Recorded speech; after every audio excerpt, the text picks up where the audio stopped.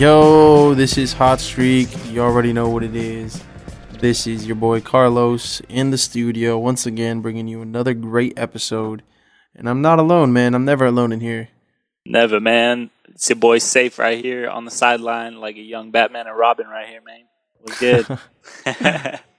Yeah, man. So we're basically a full week into the NBA season now. Full 2 weeks. We've gotten some really good highlights. You see a lot of players coming out with some fire and some confidence here, but on some a little bit of a strange news story. Eric Bledsoe. So the Suns got blown out by like 40 their first game, and then I think it was almost 50 points their first game.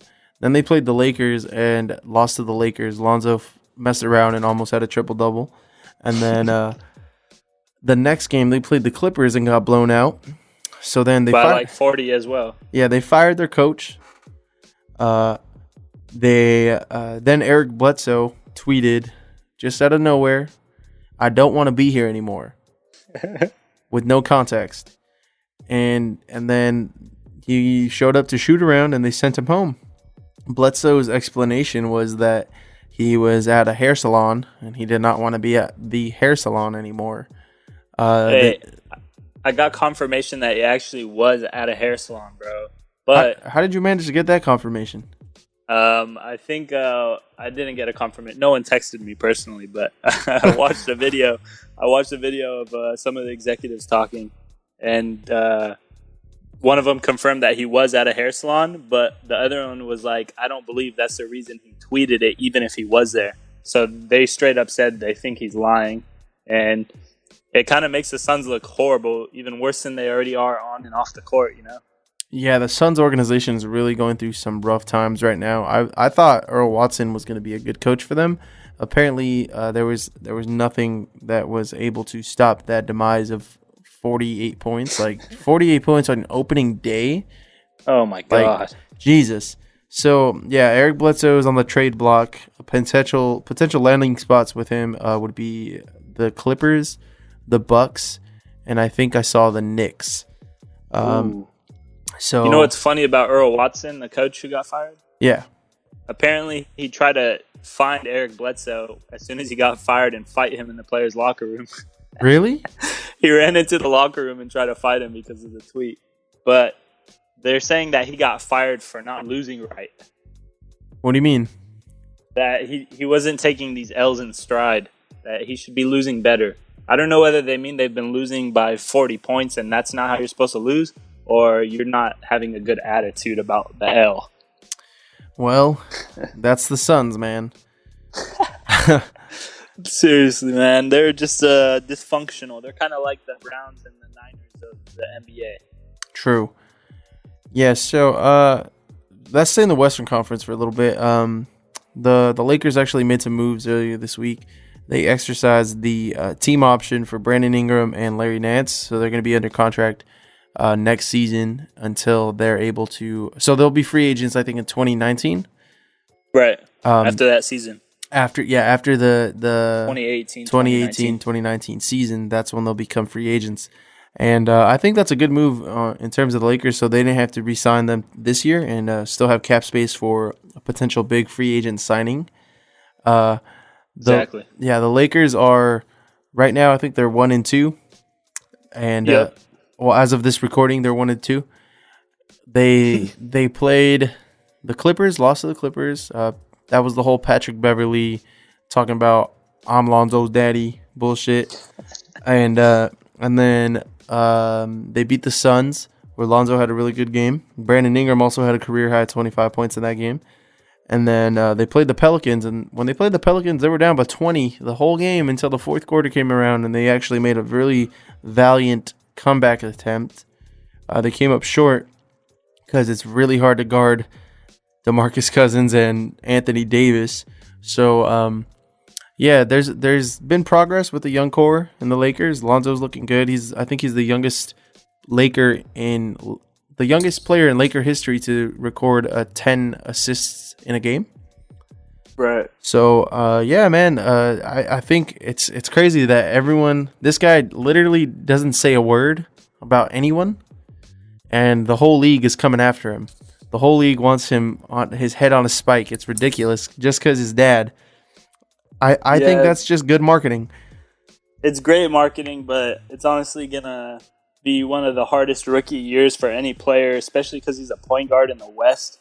And he's honestly not at the level that these other point guards are at when it comes to defense or offense, especially defense. Like, we saw what happened with that Pelicans game with Lonzo. When he came in after they made the huge run, the defense kind of just fell apart. And I liked Clarkson. Like, I like Kuzma. I like that whole rotation they had going. They made all the defensive plays and all the right offensive plays. But I don't know. I think Lonzo is good. He's got a long way to go. It's going to be tough. Yeah, he's definitely got a long way to go. It's going to be a pretty interesting season for him, and hopefully he can continue to grow. More notable names, more rookies. Ben Simmons is technically still a rookie. Yeah, he recorded his first triple-double this past week. right. He's looking good, man. He's running point for the Sixers. He's a good playmaker. He's got a decent mid-range game, and obviously attacking the basket. Since he's such a big body, it's going to be hard to stop him from getting to the spots that he wants to get to on the floor. So the Sixers look like they're a pretty exciting team. They got Embiid and Ben Simmons and Saric. Saric, right? That's his name? Yeah, Saric. They got, I guess Saric. JJ Redick.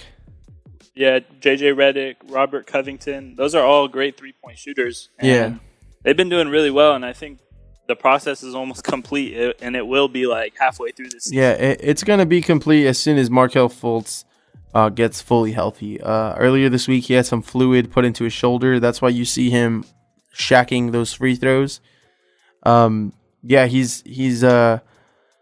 He's going through a rough patch. That's why he's not starting. His right shoulder is injured, and I'm not sure why they're playing him or what they're doing. Like, I don't know. Like, it's kind of this is the first overall pick, and you're putting all this pressure on him to play in these games, and he's not doing anything. They literally said that it got so bad he couldn't even lift his arms up, and they still have him in the game shooting 50% from the free throw line, and he's still starting. And it's like, man, sit him down, let him rest. Yeah, but on another note, Ben Simmons, 6'10" point guard. The dude is amazing, dude. He can score inside. He's a threat inside. He still doesn't really have a good shot, but his playmaking skills are like low-key Magic Johnson. Like, it's not really Lonzo. Lonzo doesn't really fit the Magic Johnson. I'm starting to think Ben Simmons is our Magic Johnson. Yeah, because he's got the height on his side. He's got the vision and the flair. It's crazy. I honestly haven't seen another point guard like Ben Simmons. He's got so much going for him right now. I think he's going to be great, dude. Yeah, I agree. I think he's going to be one of the most talented guys in this league pretty soon.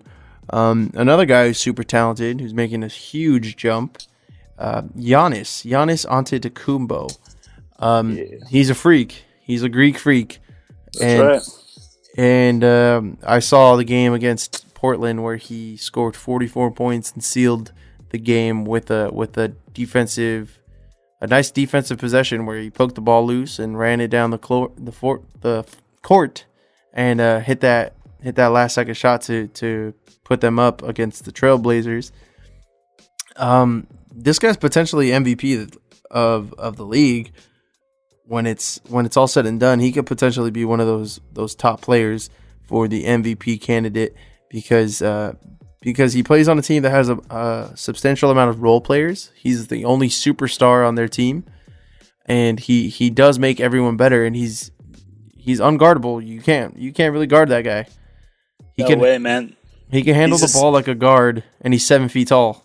Yeah, he's 6'11", 222 pounds. The guy, he's averaging 36 points right now, 5 assists, and 10 rebounds, which is crazy, dude. Like, this guy is like what his name says. He's a freak, and he's becoming one of my favorite players if he wasn't already last season.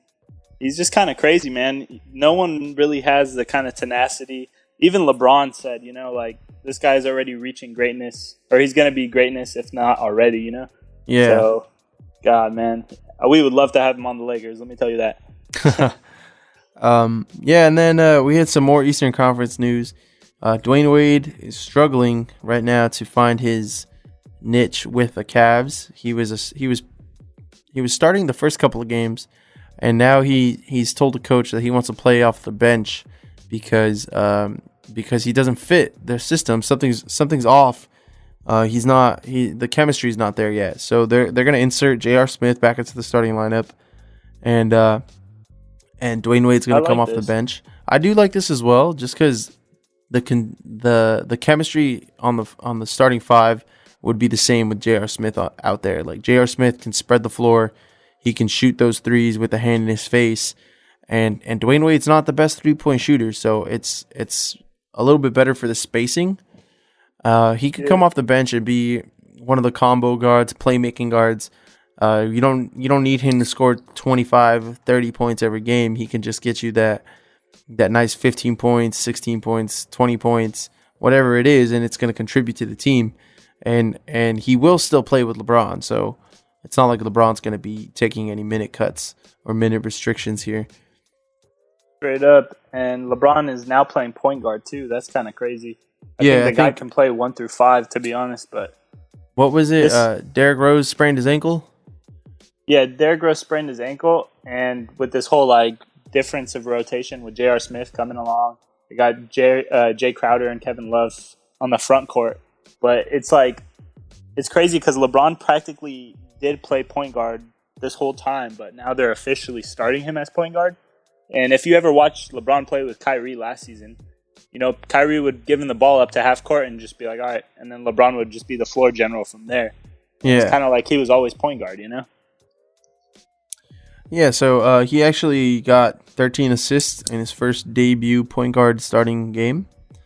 So, I mean, LeBron James, I think he has almost a triple-double for the season in terms of his averages. But, yeah, it's a pretty good... it's like LeBron James playing point guard. That's ideal.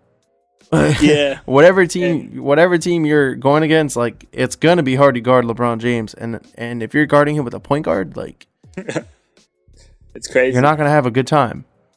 That's why LeBron's one of the best players ever, because he can pass, shoot, he can run faster than your point guard, he can do everything. So. Yeah, he's bigger, stronger. Yeah, he's the most versatile player. There's nothing you can do about it. That's why he's been to all these finals games, and he's going to continue carrying his squad. And yeah, it's been good so far. The NBA season's still short. The media still hasn't found any crazy narratives to start yet, but just wait for it. Yeah, I was watching a game this past weekend, a crazy game, man. It was the Oklahoma City Thunder versus the Minnesota Timberwolves, and it was back and forth, and then last couple seconds of the game, Russell Westbrook hands it off to Melo, and he drains a three, and there's 4 seconds on the clock, and you're like, damn, this game's over. They just nailed a three. They're up by 1. The Wolves aren't going to come back. Sure enough, Andrew Wiggins, he took it up court, got off a nice, he got off a deep three, but it was straight on, nailed it. And it was the first real buzzer beater of the season. It was a pretty good game. Yeah, I saw that too. I caught the end of that, and I was just like, "Wow, man! A. Wiggins finally making his mark."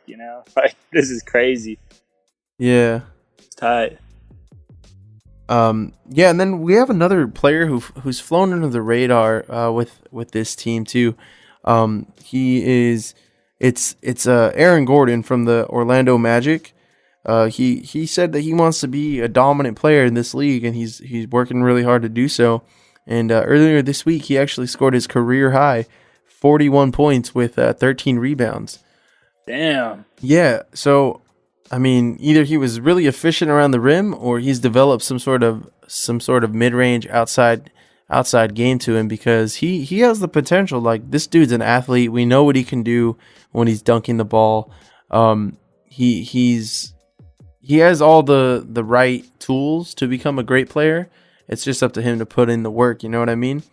Straight up, if you look at the stats, dude, 41 points, 14 of 8 from the field, and 5 of 5 perfect shooting from the three-pointer. Like, that's what you want to see from this guy every night. If you're an Orlando Magic fan, you're liking that stat line just because of the efficiency. And Alfred Payton, Alfred Payton is going to definitely be getting him the ball.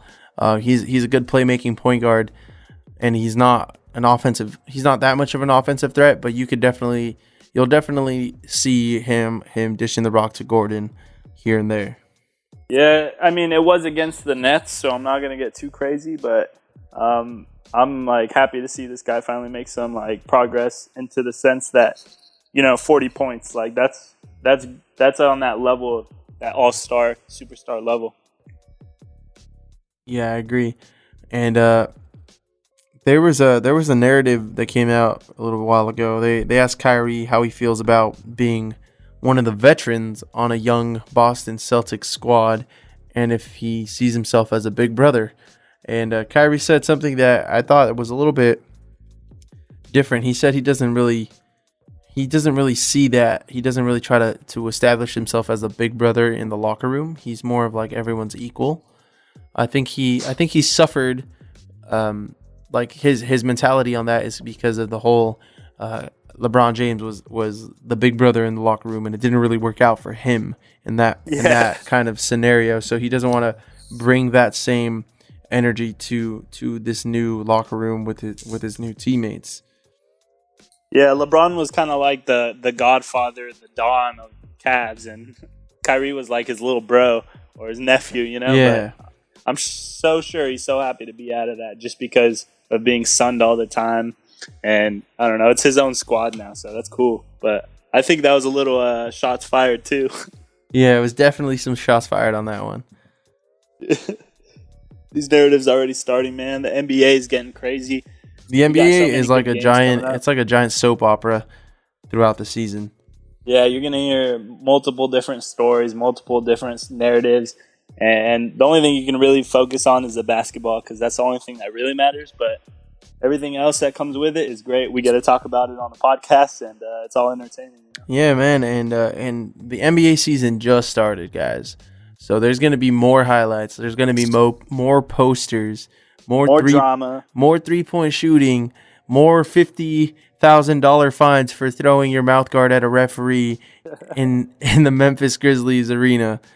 Steph Curry got the most expensive fine for throwing a mouthpiece ever. Yeah, so that's pocket change to him though, because that massive contract that he got. Yeah, straight up. I mean, did you see Josh Jackson? He did he did some hand gesture, which was basically pretending to shoot some of the fans when they were getting blown out. No. Yeah, he got fined $35,000 for this. Oh man. He just brought out his right hand and did a click of like a trigger at the fan. Like, bro, what is you doing? DeMarcus Cousins got fined earlier this year for telling a fan to shut up, bitch. That's Boogie Cousins though. Too. Yeah, Kyrie got fined. He said, "Suck my." Yeah, he said that to a fan, right? Like that was ridiculous. Oh man, Kyrie, you're crazy, man. Yeah, guys. So, I mean, like I said, the NBA season is just starting. We're gonna get into it. It's gonna be great. It's a long season ahead of us, and we're gonna be bringing you that news. You know, I mean, all those narratives, all those stories, trade rumors, free agency pickups, whatever it is, we got it here on Hot Streak. We'll be right back with some NFL news, and keep it locked. This is Trey Hermoso, and you're listening to Hot Streak Podcast. And welcome back to Hot Streak Podcast, guys. I hope you enjoyed that music. It was specifically selected by yours truly. This is your boy Saif, and I got my boy Carlos with me in the building. Yep, you already know what's good. Yeah, we back to give you that NFL Week 7 news, man. It was a tough week, let's just say. It's always a tough week if you're a Browns fan, but it's more specifically a tough week if you're a Browns fan because who got injured? Your only reliable player, Joe Thomas. Maybe the most reliable player ever in the whole league. And I've never even heard of this kind of record before. This is ridiculous. Yeah, tell him about the record, Carlos. He played 10,000 consecutive snaps throughout his 11-year career, and now that record has come to an end. And if you can imagine 10,000 snaps, that's never getting hurt, or maybe you got hurt and you just didn't want to miss the game, so you played on that snap. And if you think about it, it couldn't even be injuries. Like, it could be like equipment malfunctions. Like, he didn't even break a chin strap in 11 years. He didn't break nothing, man. This guy was ready to go, made no excuses. And showed up every day. A tough game like football, even if you're, the most reliable guy in the world, you're not going to make 5,000 consecutive snaps. And this guy did 10,000. Exactly. And this is a record I don't think will ever be broken. Not at all. People won't even come close. It's crazy. Like, if you can just picture that in your head. I hope the guy gets healthy soon. I think he had a tricep tear, you said? Yeah, torn triceps. He's done for the year. Damn, that guy, he's a good guy. Big guy, he's like 6'10" or something like that. He could have played in the NBA. Yeah, huge left tackle. Huge. Yeah, and then we got another injury. Carson Palmer got hurt. Yeah, Carson Palmer. Carson Palmer has trouble when the opposing defense has a good defensive line and they apply pressure to him. So he doesn't get rid of the ball quick enough. In this play, he held the ball like probably millisecond too long. When he threw it out, he released it. He threw a pick, and when he went to brace himself for the landing, his left arm snapped. He broke his left arm. It was in the first quarter. So I think he's going to be out for 8 weeks. So there's the potential he could return for the season, but it's looking highly unlikely because he is going to require some surgery. Yeah, they're going to have to numb his arm really, really, really good if they want him to come back. For real. And they have Drew Stanton as their backup, and he's played a couple of crucial games for the Arizona Cardinals in the past couple of years. Mainly when Carson Palmer went down with injury, he's come in and subbed in for playoff games and potential NFC championship berths, but they have never really gotten that far just because of all the injuries. More injury news, more quarterback injury news. Jay Cutler's left the first quarter of their game against the Jets. I think it was the first quarter. He was diagnosed with cracked ribs. He took a nasty hit, landed straight onto his collarbone, shoulder area, and his hips didn't shift. So it was like all the weight on his ribs. I mean, and he was actually taken out of the game. He could not return. And the Monday night game had a couple of injuries too, specifically on the Eagles side. Their standout left tackle, Jason Peters, was carted off the field with an apparent knee injury. He's going to be done for the season. And Jordan Hicks, their starting middle linebacker, also out for the rest of the season. So that's unfortunate news for a lot of fans out there in terms of just football fans in general. Like, you never want to see any players get hurt for the rest of the year. But it comes along with the game. It's unfortunate. We just hope that they all get a speedy recovery. Yeah, that's never like to see that. That's crazy. This player didn't get injured, but he will not be playing next week because Marshawn Lynch gets suspended. He's wilding out here. When he went to Oakland, he's always been a savage. He just a little extra savage this time and decided to push a ref. And that's just something you don't do. In context, I don't think he really pushed the ref. I think he just grabbed the ref. You're not supposed to make contact with any of the officials. And he got ejected that game, and then they took deeper investigation into the incident, and they suspended him for 1 week. It could have been worse. I think the suspension does count. Like, I think it's a legit suspension because you got to make sure that these players know, like, dude, you cannot touch a ref. What are you doing touching a ref? It came on a late hit from Derek Carr. Derek Carr got hit late, and the offensive line rushed out, and it was Marcus Peters, who Marshawn Lynch is very close with, who hit Derek Carr. So the offensive line came out and started pushing him, and, it was a little scuffle. Marshawn Lynch came out from the sidelines and tried to get Marcus Peters to calm down, but he pushed the ref in the process of that. So that caused the ejection / suspension. Marcus Peters actually appealed at the appeal hearing for the suspension. He actually was there, and he said like, oh, he's trying to calm us down, but obviously the league officials were like, so what? He shouldn't have touched the ref. Straight up, they got to protect their own, man. Exactly. It wouldn't have been fair. Yeah. It wouldn't have been fair if they didn't suspend him. To be honest, like I thought that was a good suspension. Yeah, man. I'm glad you're being pretty narrow, not one-sided. You're being unbiased about it. Yeah, he deserved it. He did deserve it. Like you can't just do that, Marshawn. Come on. Yeah, what are you doing? You going beast mode on the ref now? You tripping, man. Yeah. We got the Colts. You guys already know the Colts are they're competing to be one of the most, and I'd say the greatest, most dysfunctional franchise. You know, they're competing with the Niners and the Browns right now, but basically T.Y. Hilton, one of their good receivers, probably their best receiver. Yeah, probably the best player on their team. Right. Andrew Luck's not playing right now, so he's the best. Yeah, true. But after the game, he did the post-game interview like every player always does, you know, and then he decided to just straight up be a savage and direct the blame on his O-line and saying that the O-line needs to step up and that they're the only ones basically not doing their job right, and they're the reason we lost. And the offensive line, in context to this, the Indianapolis Colts led up 10 sacks this game to the Jacksonville Jaguars. Yep. So Jacoby Brissett got sacked 10 times.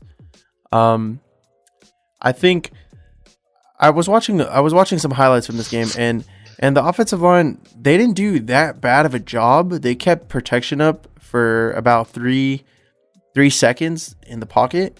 Jacoby Brissett just did not get rid of the ball fast enough, so that's why it's coverage sacks, it's bad decisions by the quarterback sacks. Not all the blame has to be put on the offensive line. So T.Y. Hilton, maybe you should get open so you could get the ball, and there would be no sacks. But he did apologize to his teammates. That's one of the things you don't want to do. You don't want to single out a core group of players and then divide the locker room. That's just not how things should work, and that's just not how things are going to benefit you. You're not going to get wins like that. Yeah, and there's no benefit to saying this to the public or the media because you already know how the media is. Yeah, they're going to twist it. They're going to twist everything you say. And honestly, they don't even need to twist this one. Like, this is just straight up kind of messed up because you could just go and tell your teammates this. You know, if you have the balls, you just tell them. And you don't need to go tell the media that. We already know the Colts suck. We know that the O-line's a problem. We know blah, blah, blah. You know, there's so many problems. But I don't understand the mentality of let me just single this out. I don't get it. Is he trying to brush off the blame from himself, or is he just trying to give a sorry excuse for the L? Yeah, I agree. Either way, no bueno for the Colts. And it looks like Andrew Luck isn't practicing this week either, so don't expect him back for at least another 3 weeks or 2. And maybe he's shut down for the rest of the year. We never know. That's true. I mean, if their O-line's that bad, God, I wouldn't want my star quarterback playing out there either. Exactly. But we can talk about the Eagles really quick. I don't really like the Eagles that much, so I'm going to make it quick. But they're not just the best team right now in the NFC in any division. They're kind of just have the best record in the league right now, 6-1. And they just beat, I believe, the Redskins. The Redskins, right. Yeah, Carson Wentz. There's a lot of good quarterbacks in that division right now. Aside from Eli, you could say that he's probably the lower tier quarterback in this situation, even though he's got the rings. It's a battle, man. It's gonna be a battle when the Eagles play the Cowboys. We're gonna really see some fireworks because Carson Wentz is playing outstanding football. I don't know if you saw the highlight. He got bum rushed by like 4 Redskins, and he made it out. He got away from him and got a 17-yard gain on first down. or for the first Damn. down. It was pretty impressive. This guy can throw the ball. This guy can scramble. He can make plays with his feet. He's athletic. He's big. He's strong. He does get hit too much, so he needs to like learn when to slide. But I mean, it's pretty good to see. It's fun to see the Eagles. Right. Yeah, I mean, it was good to see him come up because I remember they had a strong start last year and then kind of fell off. Yeah. But right now it looks like they got this momentum and they're gonna keep it going. Yeah, 6-1, man. Yeah. But we also have so we talked about the Eagles, right? They're number one in the NFC and kind of just the whole league. But the Chiefs are tied right now with the Steelers and the Patriots. The Pats. Yeah, so all these guys are tied 5-2, and we'll see who comes out on top at the end. But right now, I'm thinking that the Chiefs and the Patriots have the better chance of being on top, just because I'm not seeing that great usage of Ben Roethlisberger or pretty much any of the Steelers. But that's just my take. The thing with the Steelers, I think that a lot of people aren't really focusing on is Le'Veon Bell is getting 30 touches a game, and he's producing. Totally. I don't know if you watched any of the highlights from their game against Cincinnati, but he's an unorthodox runner. I don't know, man. I love the way the guy runs the ball. He's got a lot of patience. Super patient. He can see every little hole in the defense, and he has good acceleration. He's strong. He's fast.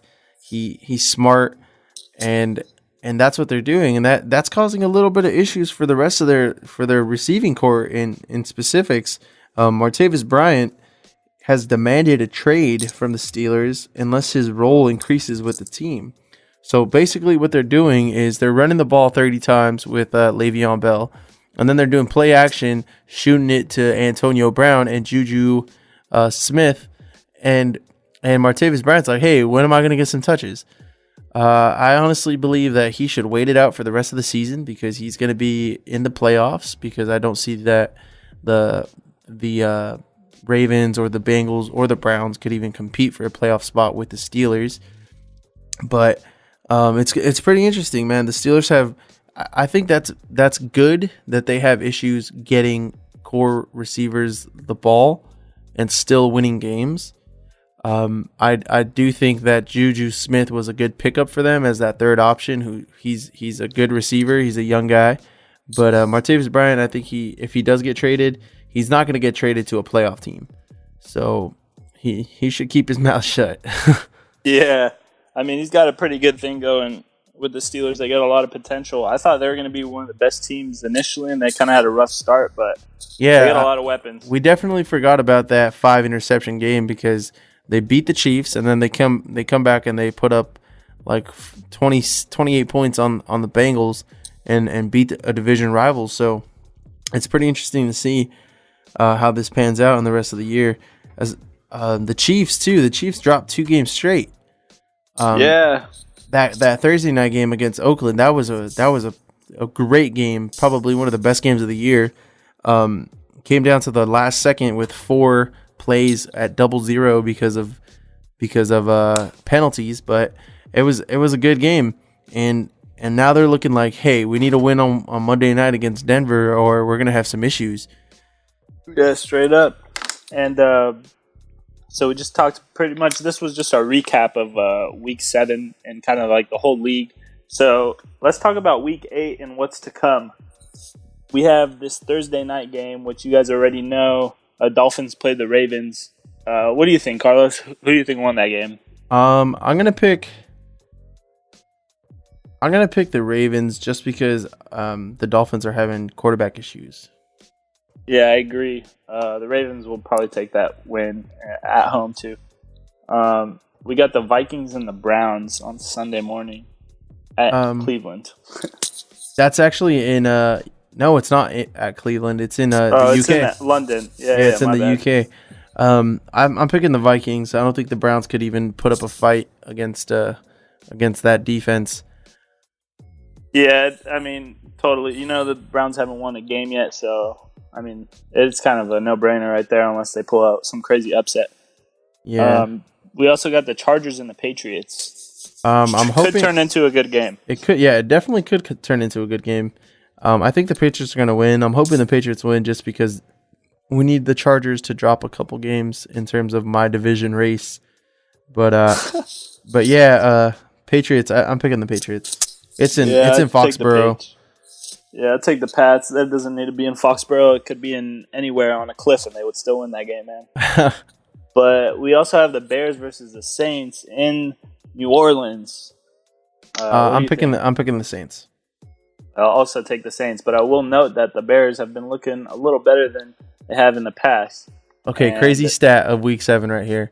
What's that? Mitchell Trubisky, the Bears rookie starting quarterback, went 4 for 4, 100% completion rating, 4 for 4, had 60 yards of passing, and finished the game 4 for 4 with 60 yards passing. And the offense only had like 90 yards of total offense, and they won. That's crazy. Maybe that win was a fluke. They beat Carolina off of 2 defensive touchdowns by the same player, the same distance. Wow. 1 pick six for 76 yards and 1 fumble recovery for touchdown for 76 yards. Oh my God. That's crazy, dude. Yeah, the Carolina Panthers are looking like they're crumbling within. All right, well, speaking of the Carolina Panthers, Week 8, they're playing the Tampa Bay Buccaneers in Tampa, Florida. I'm gonna pick the Bucks. Oh, I'm also gonna pick the Bucks because I think Jameis Winston is gonna be one of the best quarterbacks, and I've seen a lot of good things out of him recently. Yeah, he hasn't been turning the ball over like he usually does. It's just his teammates that have been turning the ball over. That's why they lost to Buffalo. It was a fumble, and they lost that game off the turnover battle. But yeah, I'm gonna pick the Bucks for this one. Hey, same. Well, let's talk about your Raiders who are playing in Buffalo. Yeah, I believe Buffalo. Yeah, against the Bills. That's gonna be a tough matchup because the Bills are definitely a steady good team right now. They're 3-0 at home. They have a pretty exciting offense with Shady McCoy. They're pretty well balanced, but I'm gonna pick the Raiders in the upset. For sure. I'm kind of in between these two right now just because, like you said, they're a pretty stable team, the Bills. But I've seen a lot of good things come out of the Raiders in the last week or two. So, I don't know. This is kind of tough for me. Personally, I think it could go either way, but I feel like the Raiders will come out on top. But to be honest, for me, that's kind of a toss-up. Fair point. We also have the Colts playing Cincinnati in Cincinnati. So I'm pretty sure Cincinnati is going to win this game. I'm going to go with Cincinnati. Yeah. The Colts are probably going to just keep taking L's for the rest of the season unless some miracle happens. And another team that's going to probably be taking L's for the rest of the season, the Niners versus the Eagles in Philadelphia. Definitely going to take an L. Yes. So the Eagles will definitely win that game. And I'll put all my life savings on that, which is like $5, so it's whatever, man. But moving on, we got the Falcons versus the Jets in New York, and it should be lit. I'm going to pick an upset on this one. I'm picking the Jets. Oh, you pick the Falcons? No, I'm picking the Jets. Yeah. Who knows? Honestly, it could go either way. The Jets have been playing really good football. The Falcons have not been playing really good football. Yeah, they just got traumatized in Foxborough last weekend, so I don't know. I'll still take the Falcons, but I do feel you. The Jets have been playing some good football, and the Falcons have not. But I wanna see what Matt Ryan, Julio, and Devontae Freeman do. So I think they can do it, but we'll see. Yeah. Up next, we got the Texans versus the Seahawks in Seattle. Ooh. I think the home team is going to win just because the 12th man, but it should be a good game, man. Deshaun Watson is going to go up against a pretty sturdy defense. It'll be a good test for the young rookie, but it's going to be pretty interesting. Yeah, I'll take the Texans on this one. I think they're going to take this W. Nice. And then we have the Cowboys versus the Redskins in DC. Man, I don't know about this one. Always a shootout. I'll take the Redskins. I'm hoping for the Redskins to win, man. Honestly, I'm tired of Cowboy fans all goddamn season, man, all season long. All But when it season, comes to playoff time, they're quiet as a mouse. Straight up. And moving on, we got the Steelers versus the Detroit Lions in Detroit at Ford Field. Ooh, I think this one is also another shootout. It's always a shootout when you got Matthew Stafford versus a good team. And Big Ben hasn't been going so crazy, but I'm going to take the Lions on this one. I'm going to take the Steelers off a field goal. Ooh. Yeah, it's going to be close. They're not going to win on a last-second field goal, but they're going to win by 3 points. For sure. I can see that definitely happening. It's going to be a good game. We got that Monday night game with the Broncos versus the Chiefs in Kansas City. It's going to be a good defensive game, I can tell you that. But I think the Chiefs will win. Yeah, I'm hoping the Chiefs win just because of division standings here. That's all you care about. Yeah, I need the Raiders in the playoffs, whether it be wild card or division winners. They need to make the playoffs. Oh man, so you think they're gonna win, or you want them to win? I think the Chiefs will win. The Broncos are having some issues, man. They got shut out by the Chargers. That's the first time they've been shut out since 1993, and they're looking like a deer in the headlights right now. They don't know where to turn, and their defense is not going to be able to score all the points for them. So the Chiefs, we know what the Chiefs are. We know that the Chiefs are dynamic offensively.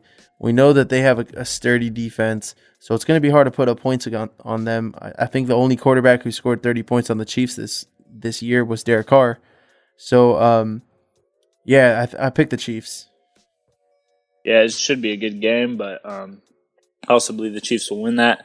That's pretty much it for our NFL football segment. Keep it locked. We got more soccer news coming up. We got that good music, so stay tuned.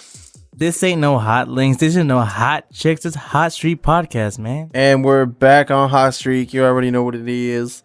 Hope you guys enjoyed all the fresh tunes on that break. We're going to bring you some more news right now. How you feeling, Saif? I'm feeling good, man. I'm feeling great, actually. How about you? Same, man. It's lit. So this week in international soccer news, we actually had our FIFA awards. Olivier Giroud from Arsenal scored the best goal of the year.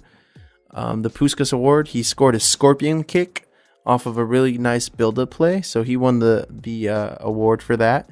Cristiano Ronaldo won the best men's player. He beat out Messi and he beat out Neymar for that. So you could say that he's having a pretty good year. He's still not scoring goals, but okay. And Zinedine Zidane won the Manager of the Year, and he's actually the first person ever to win the Ballon d'Oro and Manager of the Year in his life. Wow. So that's pretty cool. Shout out to him, man. That's, shout out to Zizou. Straight up. Even though he's a Madrid, you can't deny the incredible talent that he had, and obviously he's doing a great job as a manager. So straight up, he was good enough for my uncle to name his kid after him. Let's just say that. That's what I'm talking about. Straight up. Shout out to Saif's uncle and his cousin. Big shout out, Zizo. Big shout out. So Messi and a couple. Well, it was like, Gianluigi Buffon, the keeper for Juventus, won Keeper of the Year, and he announced that at the end of the season he's going to be retiring. So the end of a legend, the end of an era. Probably one of the greatest goalkeepers that I've ever seen play. Amazing player. He's like 42 and he's still playing. That's crazy. Wow. Yeah. I didn't know that they gave out a fan award for the FIFA, awards. What do you mean? Like they awarded this Celtics fan from Scotland the fan award. Oh wow, I didn't even know that either. Yeah, it's kind of crazy. I guess this guy just is the best fan ever. So let's go ahead and review last weekend's matchups. Barcelona got the win. off a controversial goal, actually. The ball was actually outside of the field of play when it was kicked back in and scored. The referee, I guess, didn't see it or whatever, and Barcelona ended up coming out on top 2-0. And then Real Madrid, they won. They won 3-0. Ronaldo missed like 8 chances, man. Seriously, he missed like so many. It was embarrassing. That's your Woman Crush Wednesday's Best Player of the Year award right there. And Marco Asensio got on the score sheet with a nice volley produced by Isco. I think those two are the only reason why they're winning games right now, because Ronaldo only has 1 goal. Benzema is demoted to the bench. And What? Yeah, he was demoted to the bench. He's not starting right now. And it sucks because he's had a great career there. He's like the top player who's assisted Ronaldo in the Real Madrid jerseys. But I don't know. I think it's time for a change there in Madrid in terms of Benzema and his status on the first team. But yeah, let's go. Let's take a trip to France. PSG, Paris Saint-Germain. They salvaged a tie, man. It was a pretty interesting game, a lot of controversy. So it was 1-1, and then Marseille scored in like the 80 something minute, and then Neymar got sent off. So they're playing with 10 men, and then the 93rd minute, last kick of the game, Edinson Cavani rockets in a free kick to salvage the point. Neymar's going to be suspended for the next game, so we'll see how PSG bounce back. They are a powerhouse team, but everything is not sunny in Paris right now. There's a lot of issues that they have to work on, a lot of midfield issues and defensive issues that they have, but the attacking is good, and it's probably going to get better, but Neymar's going to have to sit this weekend out. And then there was a lot of interesting scorelines in the Premier League. Manchester United lost their first game of the season to a very small team that has not beat them since like 1970, Huddersfield Town. They beat them 2-1. There was a lot of defensive errors in the Manchester United team, and Mourinho was not very pleased with his team's performance, but they'll bounce back. Arsenal got the win, 5-2. Surprisingly, they covered up a lot of mistakes, but they still have some long-term issues looming over them right now. But it was a good weekend for a lot of teams. Let's look into this next weekend. So we'll start off in the Premier League. We have a couple good matchups here. Oh, one major matchup: Manchester United versus Tottenham Hotspur. That's probably going to be the best game of the weekend in terms of ratings, because Tottenham is a powerhouse team right now. They have Harry Kane, who continues to score marvelous goals, and Manchester United, who's trying to rebound off of that loss last week. And then we have Chelsea versus Bournemouth, Arsenal versus Swansea City, and Liverpool versus Huddersfield Town, and Manchester United versus West Brom. And in the French League, on Friday, today, Paris Saint-Germain versus Nice, and Marseille versus Monaco versus Bordeaux, and then Marseille on Sunday they play Lille. And then in the Spanish League, we got on Saturday, we have Barcelona versus Athletic Bilbao. That should be a pretty good game because Athletic Bilbao knows how to play very well strategically defensive tactics, and Barcelona has had trouble with a lot of teams packing the back. So hopefully Suarez can get on the score sheet this week, because he's missed a couple of chances that usually he is pretty clinical with. But I'm eager to see how they bounce back and how Suarez bounces back, because he's been a little bit off in the last couple of scores. And then Madrid plays on Sunday against a mid-level team. They play Girona. Actually, that's a team that just got moved up into the first team, into the first flight. So that should be an easy win for Madrid, and all you Madrid fans. Maybe Ronaldo will finally get a second goal. In the Maybe German not. league, yeah, probably not. Honestly, he's doing really bad. Like his conversion rate is bad. Yeah. In the German league, we got Borussia Dortmund versus Hanover. We have Wolfsburg versus Schalke. That should be a pretty good matchup. And we have Bayern versus Leipzig. That's also a pretty good matchup. Two Champions League teams. They played earlier in the week in the Duska, the German Cup, and it was like a 5-4 finished scoreline. So yeah, there's a lot of good soccer matches this week. Just basic league games, not anything too crucial. During the week, there was the League Cup for each league. Arsenal played against Norwich. They won. Barcelona versus a very small team. I think it was a second division team, and Manchester City against the second division team as well. Everyone, all the teams that you thought were gonna win did win. So yeah, look for those matchups on this weekend, and make sure you follow us on Instagram at Hot Streak Podcast and on Twitter at Hot Streak POD, and keep it locked. I mean, we're gonna keep coming with you with these episodes. We're gonna keep bringing you more news and more discussions on these sports and everything that has to do with the NBA, the NFL, and international soccer. Straight up. Yeah, Saif, go ahead and give them your Let me plug myself really quick. Follow me on Instagram at Saif SAIFK94. Yeah, I don't got much sports stuff up there, but it's just my life, you know. So if you get to know me a little bit, you know, start a future with me. Follow me, man. Give me a little follow. Give me a little follow, bro. Give me a little follow. I only got like 200. No.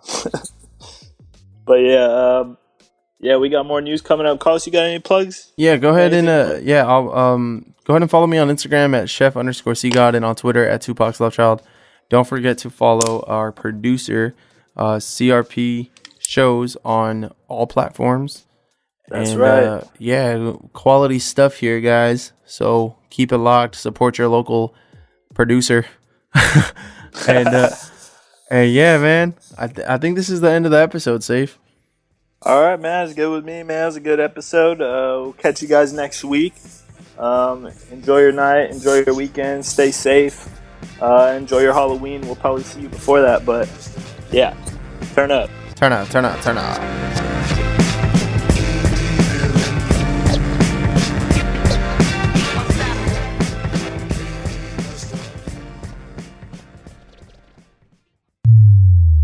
This was a Cesar Rodriguez production. Check out more at crpshows.com.